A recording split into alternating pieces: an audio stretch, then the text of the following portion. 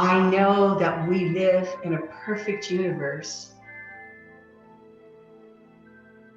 that God is all there is, and that all that God is, I am too.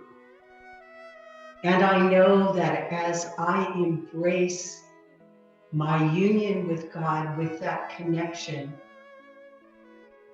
I can become more powerful than I have ever been before. I can truly be an instrument on this planet for peace, for love, for compassion, for equality. And I know that what is true for me is true for every single person on our Zoom today and every single person in the world. And I now claim for this service that everything that each person requires is given, that whatever is needed to move them to a higher plane of consciousness comes their way today.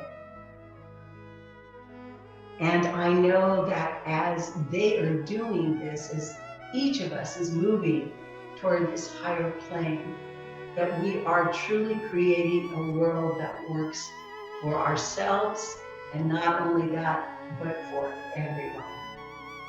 I am so grateful to know this truth, that there is a power in the universe that can be used for good,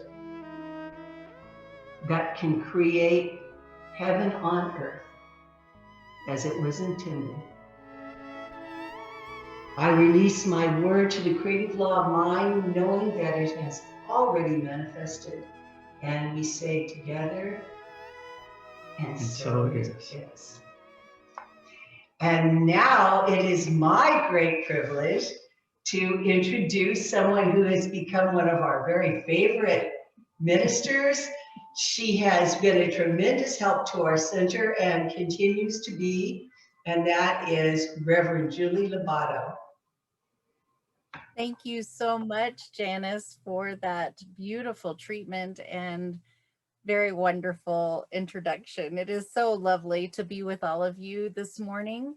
And we are completing the month of February, and our monthly theme has been One Journey, Many Paths. It's a theme that has encouraged us all month long to move from thinking the divine to feeling it, to experiencing it, to being divine. So I'm going to invite everyone to take a moment right now to be divine, to drop into that soulful awareness of the divinity that expresses itself uniquely as you. Be the divine. And I'm inviting us to become really comfortable and familiar with that divinity within us today, because today's topic is a journey to freedom. And what I mean by that is it is complete emancipation from every discord of every nature. It is experienced more readily when emancipation is the consciousness we live from as a result of embodying spirit. To me, you may be thinking, okay, emancipation. You know, we've worked as humanity. I think we've worked a lot with wrapping our minds and our awareness and our soul around that word and the meaning of that word. You know, Webster defines emancipation as the fact or process of being set free from legal, social, or political restrictions. It means liberation. So if today's topic, a journey to freedom, is complete emancipation from every discord of every nature, the idea today, the journey that we're taking today, is to journey into this complete emancipation by embodying spirit, by being the divine, by stepping into that complete and total truth alignment and awareness of who we really are. because who we really are right here, right now, today, is we're the ones that we've been waiting for. We're the ones that are necessary for complete and total humanity itself to journey to freedom, because it's about embodying and living the truth of love, unity, and freedom. And let me tell you that February, the month of February that we're completing today, is Black History Month. And you know that freedom has not always been associated with people of African descent. That is why we are being called forth in a greater way right now. And so we're going to take this journey together as a community today. I want to share with you our evolutionary vision. It's the statement from the Center for Spiritual Living Global Vision that's related to today's topic. And that is, we envision a world in which we live and grow as one global family that respects and honors the interconnectedness of all life. A world where this kinship with all life prospers and connects through the guidance of spiritual wisdom and experience. Now, there's the kicker right there. Through the guidance of spiritual wisdom and experience. We're going to get back to that in a second. I want to also share our core concept that's most relevant to today's topic from our global vision statement. And that is, the inherent nature of people is forever seeking to express itself in terms of freedom. Now, I paraphrased man to people. That's an Ernest Holmes quote from the Science of Mind text. The inherent nature of people is forever seeking to express itself in terms of freedom. And based on what we covered so far, that is going to be done and only be done through the guidance of spiritual wisdom and experience, through our own guidance, through our own embodiment, through our own stepping into being divine, that we're being called forth to do in such a great and whole and fulfilling sense right now.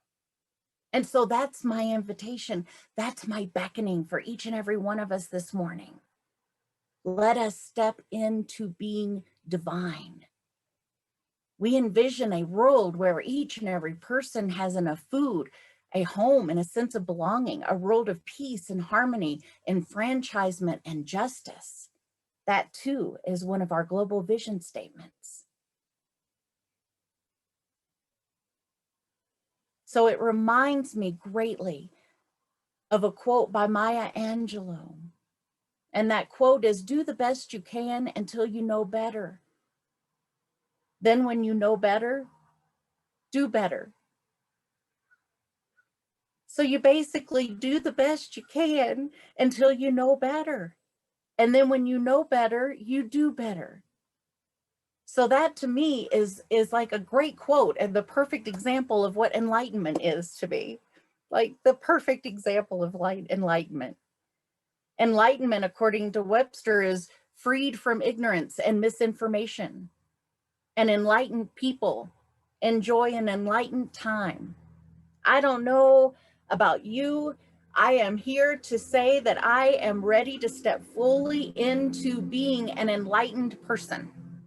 I am here ready to make the commitment to do the best I can until I know better. And by God, in this moment, I know better. I know better because of the last 12 months that we've experienced as humanity together on this earth.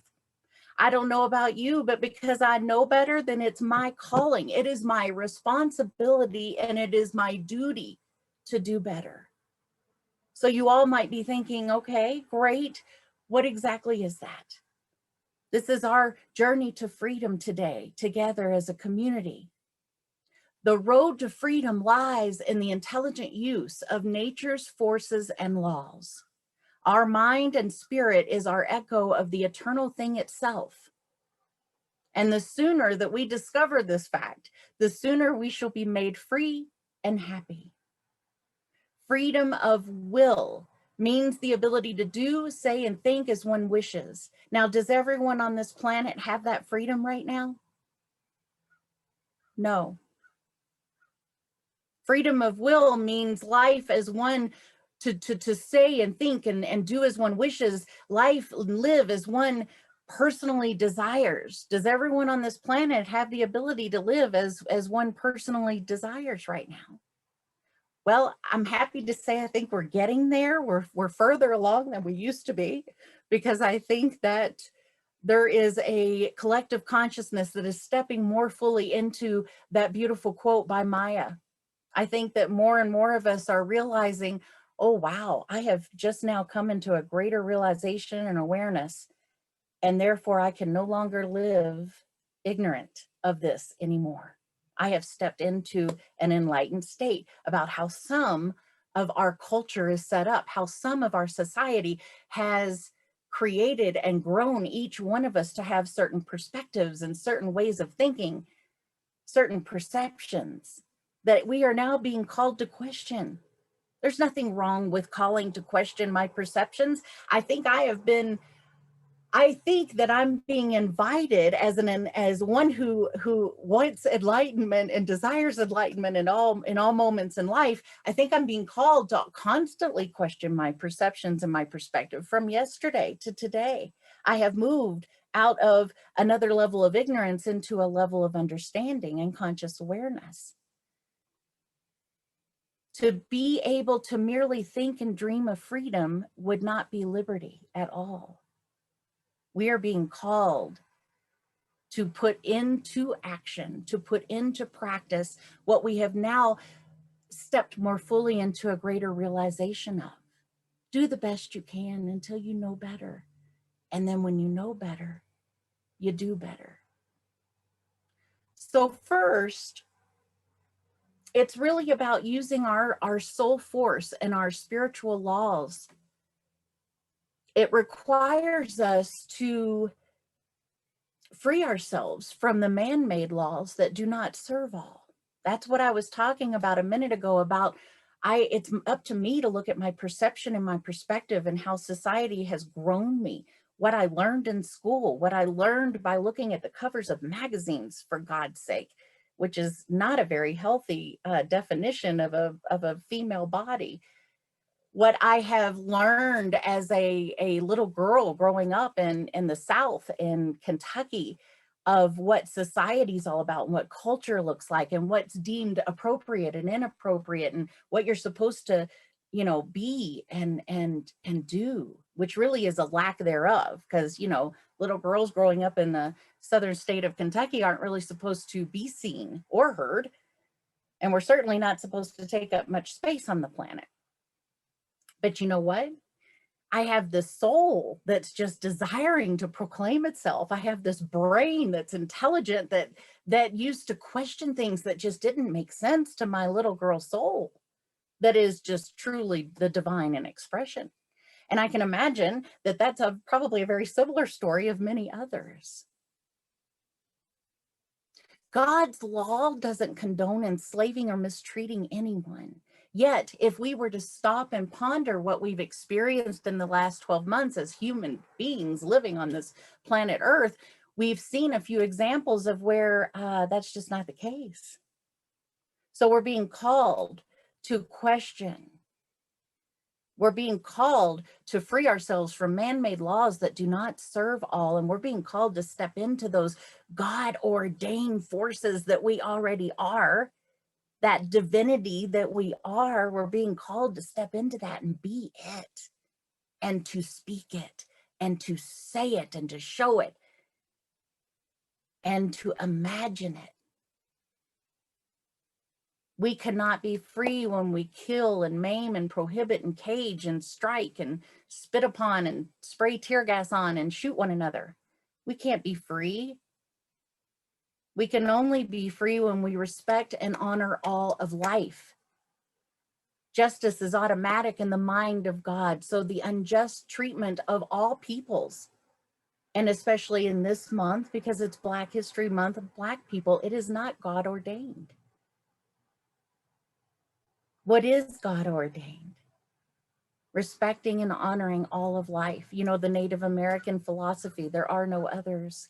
We are all one, completely connected with a complex tapestry of life. Respect and honor all of life. You know where that starts, right? It starts within each one of us. It starts within me.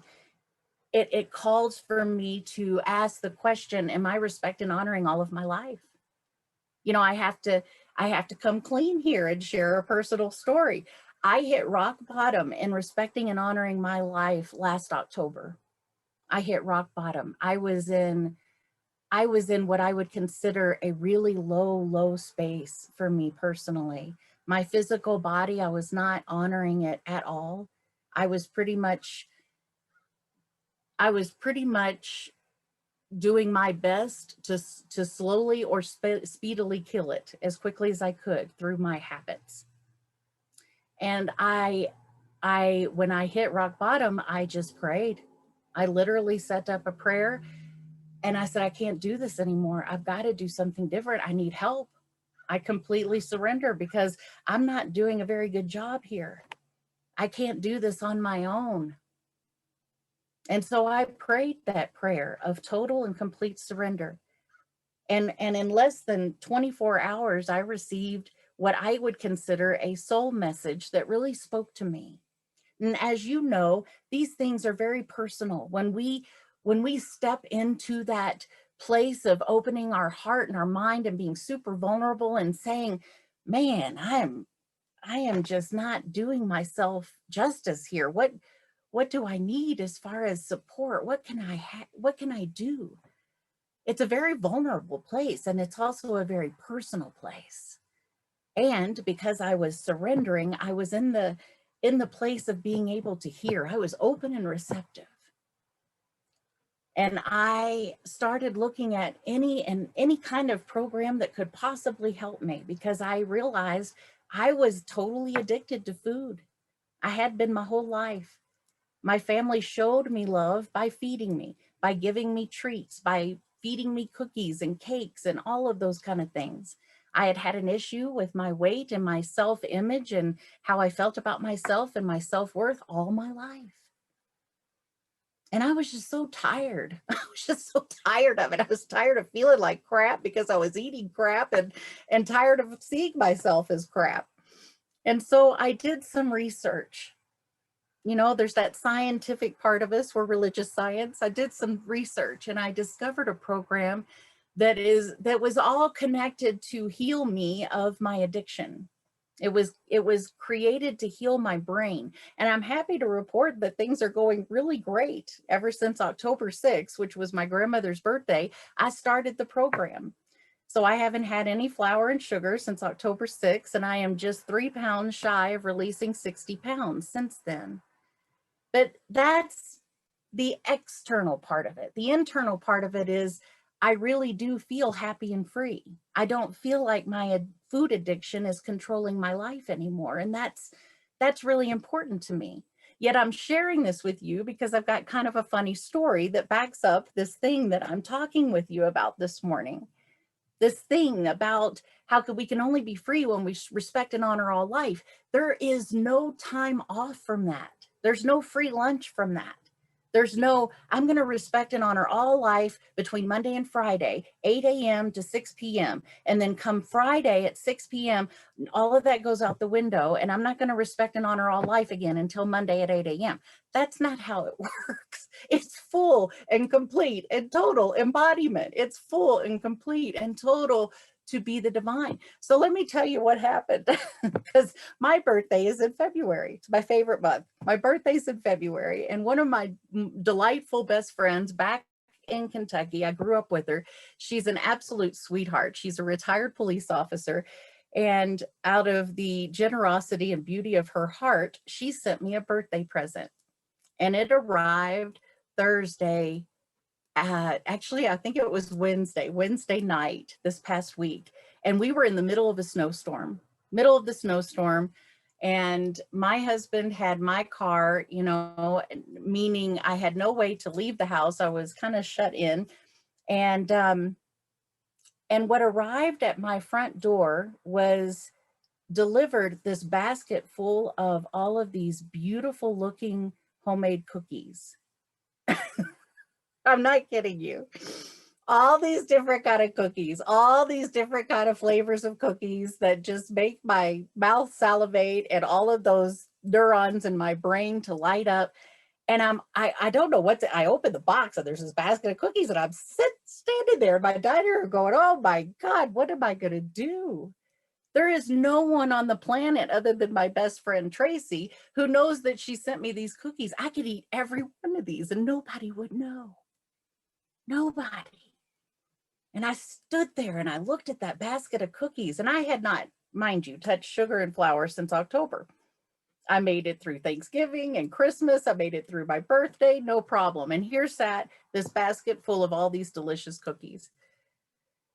And so what I did is I ran it through me. I got into alignment with the truth of my soul. I ran it through me and I said, what do you want?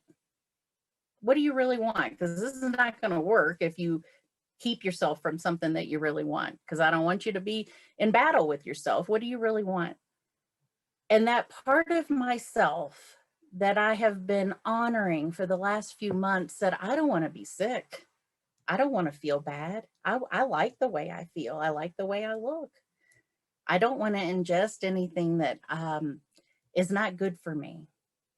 And so I put the basket of cookies back in the box and put the box back up and kind of put it away. But there's something that happened inside of me in that moment. I chose the highest level of my ideal self in that moment. I chose my divinity over what had been as a pattern, what had brought me up, what had been so ingrained in me. What had been so ingrained in me every day of my life was, if somebody gives you cookies, man, you gobble those up because they love you. And they're doing it because they love you and because they want to make you happy. But did that really make me happy? No.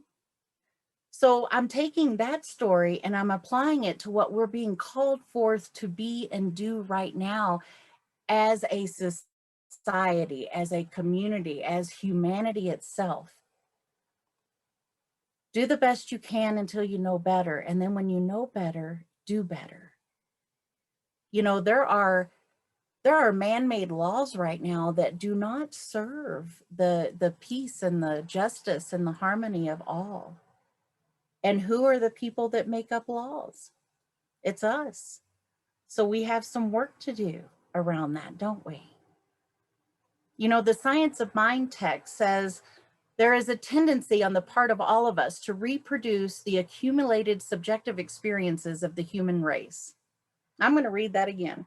There's a tendency on the part of all of us to reproduce the accumulated subjective experiences of the human race. Yeah, it's a pretty strong tendency, isn't it? I was brought up with the strong tendency to reproduce the subjective experience of love meant eating stuff that wasn't good for me. Love meant accepting things that weren't good for me. We have a tremendous amount of subjective learning that we need to unlearn. And the only way we're going to do it is if we face it full frontal, full on, and make the conscious awareness decision that is not the truth. That is not the truth of divinity itself. That is not my truth. And so I'm no longer going to support that. I used to be the director of Girls Inc., the national affiliated nonprofit that inspires all girls to be strong, smart, and bold. And one of our curriculum was to invite girls of all ages that came to the center to grab the most recent magazines that were on the rack. And we would flip through them and look at all the ads and look at the magazine covers and really ask, does this depict the women and girls that you see in your life right now? And all of them said no. It's all makeup, make believe, but it's what we were brought up with. So the idea here is to really look at what's been made up and made believe, what has been put full in front of our face and our perception and our perspective via television and the news and all of that over and over again as we've been brought up. What perceptions have we been manipulated to take on as truth that really isn't truth? That really isn't the truth. Emma Curtis Hopkins says, he did not seem to know that it was necessary to free himself from prejudice as from the belief in the matter. It's up to us to free ourselves from all of the prejudice that we've been brought up believing that's the way it is, or that's how everybody thinks, or that's how everybody perceives things. Well, that's just the way we engage. We've realized, I think, more than ever this year, that is not how we engage. That is not how the majority of us even believe and think about the kinship of our neighbor, the kinship of our fellow sisters and brothers. It's just not. Yet, how deeply ingrained are those prejudices? You know, we could spend probably a whole afternoon workshop with every person going around just sharing some examples of how deeply ingrained they are, right? But the beauty of being able to share that is in Maya's quote, do the best you can until you know better. Then when you know better, do better. So I've got a news flash for all of us this morning. Because we have that awareness, because we have that knowledge now, we have to do something about it. We have to do something about it. Glennon Doyle says in her book, Untamed, blessed are those brave enough to make things awkward, for they wake us up and move us forward. I want to be awakened and I want to move forward. And I do not want to be a part of the silence that allows the prejudices to continue. I don't want another generation to go by because of my silence. I don't want another generation of inequality and injustice to happen because of my silence. Marcia Sinitar in Elegant Choices, Healing Choices says we choose in a wholesome direction despite feelings of fear or our need to cling to the familiar. You know, we don't like to be uncomfortable, folks, but generally and able to question the man-made stuff, to question the prejudices, to question, whoa, how come this is how I've been raised, but I have realized now that this is not the truth of humanity itself. This is not the God-ordained truth. It's uncomfortable to do that. But I tell you what, I think that I have a responsibility to be uncomfortable to help keep people from being killed. I believe I have the responsibility to be uncomfortable to help other people from being withheld from their very own humanitarian rights and privileges and justices. The second thing that we get to do in all of this is, while evil is not a thing itself, when we do not live and grow as one global family that respects and honors the interconnectedness of all life, we are violating spiritual law. I don't want to violate spiritual law, folks. I'm feeling pretty good stepping into this greater experience of the divine me. I don't want to violate spiritual law. I know what it feels like to work in harmony with spiritual law, and it's pretty freaking awesome. Spiritual law, it's a world where kinship with all life prospers and connects through the guidance of spiritual wisdom. You know, it's a world where this kinship with all life prospers. It would not include police brutality against people of color. It would not include asserting privilege or denying rights to anyone, including Black people.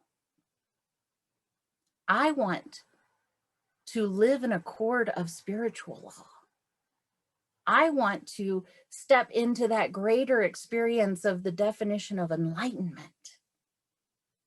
I want to prosper and connect by making compassionate choices with a heart towards connecting.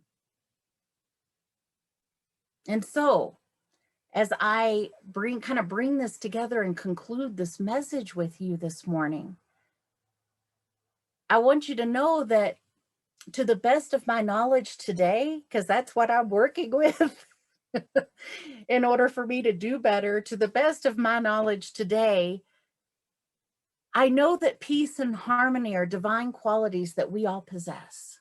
And I know that when we vision for the highest and best, when we meditate on the ultimate reality, when we work in accordance with divine law, then we create peace and harmony for all. Our focus is on spirit. And when our focus is on spirit, nothing is outside of spirit. Emancipation, folks. Emancipation from all that is unjust. So the call is to let us live in harmony without insecurity. Our call is that harmony can come through acceptance of something more than what we've always done or known before. In order to know something greater than what we've always known and done before, in order to do that, we have to awaken. And by doing that, we have to practice our imagination. We have to practice our spiritual law. We have to step into being divine, not thinking divine. We have to step into being divine.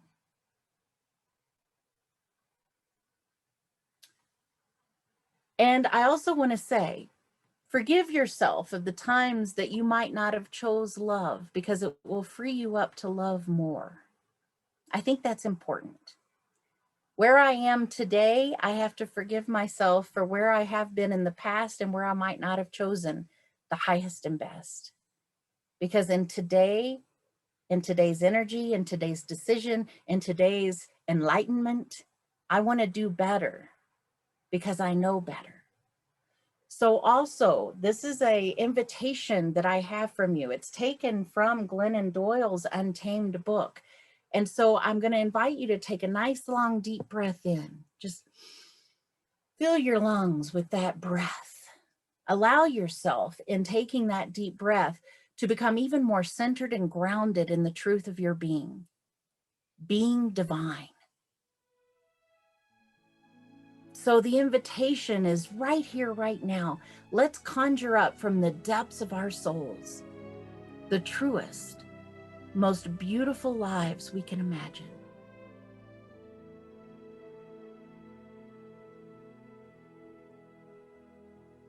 Let's conjure up from the depths of our souls the truest, most beautiful lives we can imagine for Black people.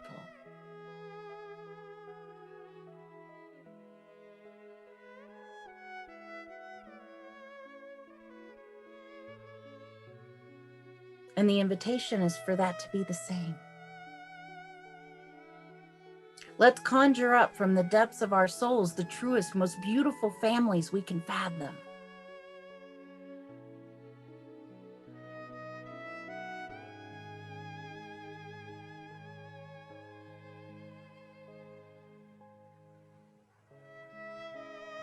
Now let's conjure up from the depths of our souls the truest, most beautiful Black families that we can fathom.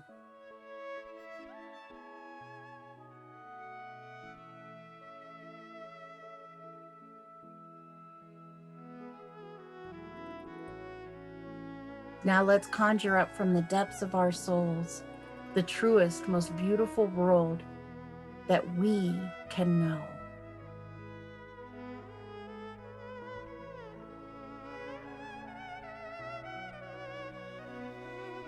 The truest, most beautiful world that we can know. And now the final invitation. Now conjure up the courage to make real what you have just imagined. Now conjure up the courage to make real what you have just imagined.